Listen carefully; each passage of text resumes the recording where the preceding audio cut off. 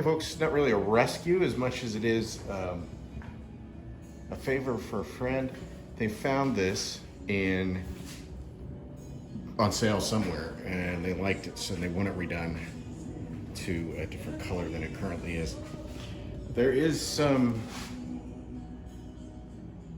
signs that it was taken apart at some point and broken because it's got a nail here, one of two. There's one in this corner over here as well, where it looks like this whole corner came off and they re-glued it back together.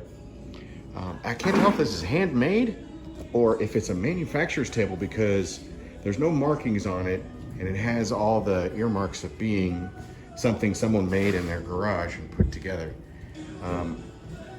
It's a really nice table. The piece of glass that goes on the top is gone. It's at their house. At some point though, somebody redid it and it's got a really hard to see in this lighting, but this varnish on here is runny in a lot of spaces. It's missing in other spaces, as in they didn't put it on there. So we're gonna strip it down and redo it. So I got this bottom piece off and it looks like this is a handmade piece of furniture that someone has done. Either that or it's been broken at some point and re-glued back together from its original.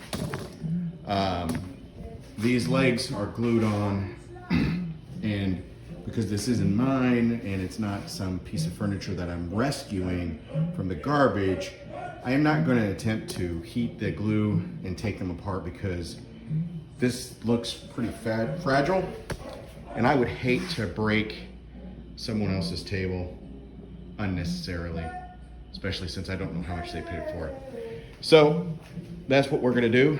I've already put some orange stripper on here and I'm gonna see how hard it is to get this off with the orange stripper and we'll go from there. Taking the varnish off the large portion of it, but not all of it. I've gotten one leg completely done, this side, and the bottom completely removed of varnish. I'm working on this leg at the same time that I've started sanding this leg down and getting it down to the bare wood so that I can put the stain on it and continue on with the redo of this table for a friend. All right, folks, we have the finished product. I just flipped it over and put the shelf back onto it. The products that I used for making this are the Mini Wax Wood Finish Penetrating Stain. I used the dark black because that's what was requested.